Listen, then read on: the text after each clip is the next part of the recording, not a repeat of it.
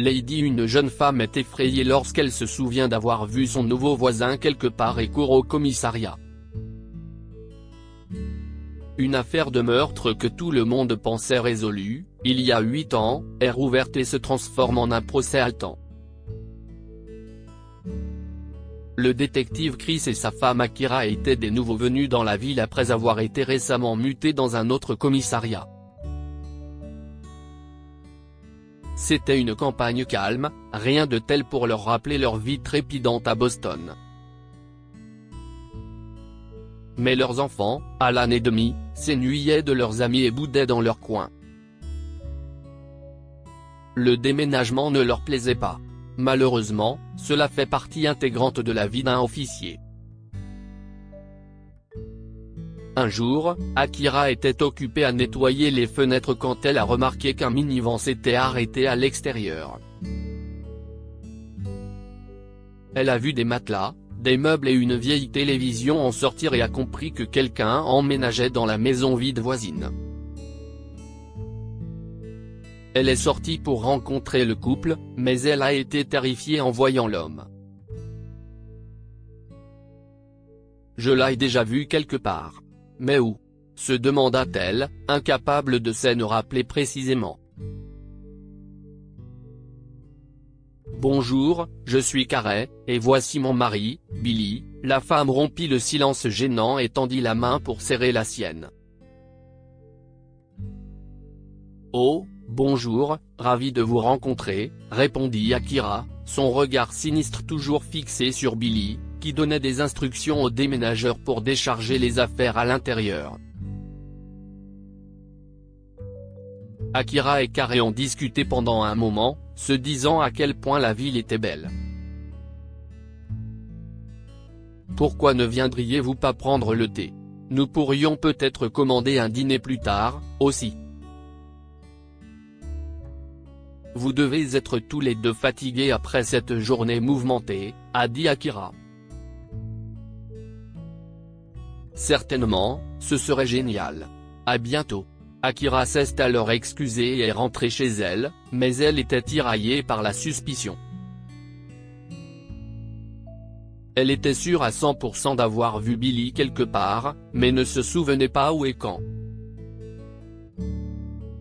Akira a commencé à faire la vaisselle, en regardant par la fenêtre toutes les minutes pour observer Billy, qui prenait l'air sur le patio. Une heure plus tard, Akira a entendu de puissants coups à la porte. « J'arrive, une seconde », a-t-elle annoncé en essuyant ses mains mouillées sur son tablier. « Bonjour, entrez », a-t-elle dit, en accueillant Carey et Billy à l'intérieur. « Désolé, mais j'ai juste fait à la hâte un peu de café et des cookies. » « Waouh, il y a quelque chose qui sent délicieusement bon ici », a déclaré Carey. « Oh, je faisais de la tarte. S'il vous plaît, mettez-vous à l'aise. » Tout en discutant avec eux, Akira ne pouvait s'empêcher de fixer Billy à des intervalles aléatoires. Puis soudain, elle l'a reconnu. Billy a arrêté de siroter son café et, d'une voix rauque, a dit « Oui. Mais est-ce que je vous connais ?» Akira est devenu pâle sous le choc et a englouti son café en un éclair. « Je suis désolé. Je viens de me rappeler. J'avais un rendez-vous que j'avais complètement oublié. Je dois y aller de toute urgence, je suis vraiment désolé, » dit-elle en regardant le couple partir maladroitement. Dès qu'ils ont passé la porte, elle se précipite vers le commissariat pour retrouver son mari. « Chérie, tu ne vas pas le croire. Je l'ai vu. Si est-il lui, » a annoncé Akira à Chris à la station. « Je n'ai pas pu le reconnaître au début, mais je ne pourrai jamais oublier ce visage. » Il y a 8 ans, Chris enquêtait sur un meurtre qu'il soupçonnait avoir été orchestré par Raoul, un riche magnat de l'immobilier. Il s'est avéré que Raoul et son meilleur ami Nathan étaient associés en affaires.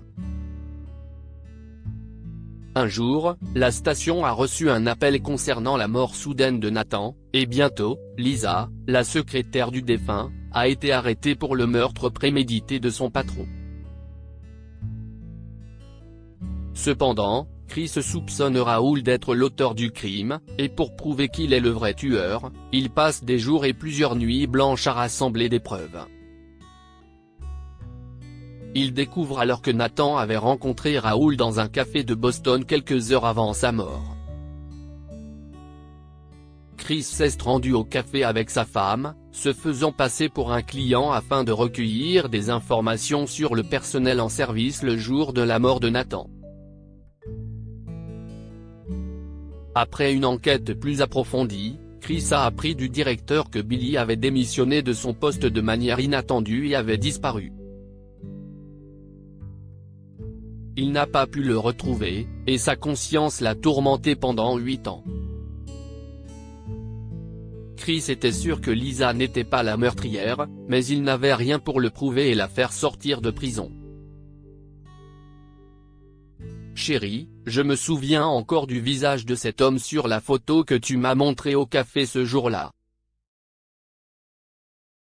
Si est notre voisin et il vient d'aménager avec sa femme, a dit Akira à Chris. Dépêchons-nous avant qu'il ne disparaisse à nouveau, s'exclama Chris et conduisit immédiatement chez lui. Il rencontra Billy et le pressa de lui révéler tout ce qui s'était passé le jour du meurtre de Nathan. « Oh mon Dieu, Jésus! Je ne crois pas mes yeux. Pourquoi avez-vous fui, alors? Écoutez, pouvez-vous comparaître devant le tribunal et tout révéler ?» Chris a haleté en racontant à Billy comment une personne innocente était punie pour un crime qu'elle n'avait jamais commis. « Je le ferai, mais je veux que vous m'assuriez que ma femme et moi serons en sécurité. Je me suis enfui à cause de ce monsieur X et de ses menaces. J'ai peur qu'il fasse du mal à ma famille », a confié Billy qui paniquait. Se sentant rassuré, Billy a fait ce que Chris lui a dit de faire et s'est présenté au tribunal.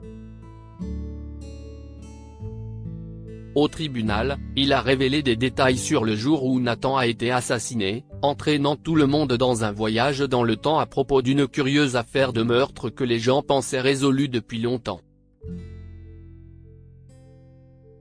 Monsieur Nathan Frederick était venu avec un ami, un homme petit et corpulent avec un nez bulbeux et un crâne chauve, a commencé Billy. Le chauve est venu me voir en privé et a commandé une seule tasse de café irlandais. Il m'a dit de servir Monsieur Frederick. Quelques minutes plus tard, M. Frederick a commencé à se sentir mal et a été immédiatement emmené quelque part dans une voiture.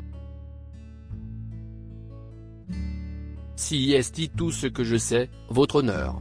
Je ne les ai jamais revus après ça, et le lendemain, j'ai appris que M. Frederick avait été assassiné. 2 jours plus tard, j'ai commencé à recevoir ces appels étranges d'un homme qui disait être M. X. Il a menacé de nous tuer, ma femme et moi, si je ne quittais pas mon travail et la ville. Il savait tout sur moi et m'a prévenu de ne pas aller voir la police, parce que je serais arrêté pour complicité dans le meurtre de M. Frederick. J'avais peur, alors j'ai fui la ville avec ma femme. Chris a alors pris la parole, disant qu'il avait déjà attrapé le vrai tueur. La cour entière est devenue silencieuse quand il a appelé la police pour amener le soi-disant M. X à la barre des témoins. Votre honneur, Monsieur X n'est autre que Monsieur Raoul Tucker. Il ne m'a pas fallu longtemps pour le découvrir, a dit Chris. En fait, il a élaboré un plan pour prendre Raoul en flagrant délit en envoyant Billy devant lui il y a 3 jours. Après avoir vu le serveur, Raoul a paniqué comme Chris l'avait prévu. J'ai alors fait écouter l'enregistrement à Monsieur Tucker, et il m'a tout avoué. Chris a fait écouter l'enregistrement téléphonique à voix haute au tribunal. Monsieur Tucker va parler davantage. La cour est à vous. Allez-y. Parlez, a-t-il dit alors que Raoul entrait dans le box des témoins, des perles de sueur coulant sur son visage. Je savais que mon ami Nathan avait une intolérance à l'alcool, j'ai donc commandé intentionnellement un Irish Coffee. Nathan a fait une allergie après avoir consommé le café et devait recevoir une injection, a commencé Raoul. Votre honneur, si est ici que le meurtrier a mis son plan à exécution, a ajouté Chris.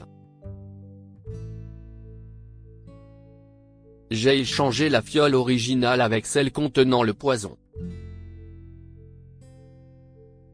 Je savais que seule Lisa, la secrétaire de Nathan, avait accès à ces flacons. Elle lui a fait une injection sans savoir qu'on lui administrait du poison, et il est mort presque immédiatement. Puis j'ai appelé la police et fait accuser Lisa de meurtre. Elle a été arrêtée, mais je savais que j'avais encore un petit problème. J'ai appelé Billy et je l'ai menacé de quitter la ville, parce que je ne voulais pas que quelqu'un apprenne pour le café irlandais que je lui avais demandé de servir à Nathan. Tout le monde était abasourdi par les rebondissements choquants de l'affaire. Raoul a été arrêté et envoyé en prison, tandis que Lisa a été immédiatement libérée avec une grosse compensation. Que pouvons-nous apprendre de cette histoire?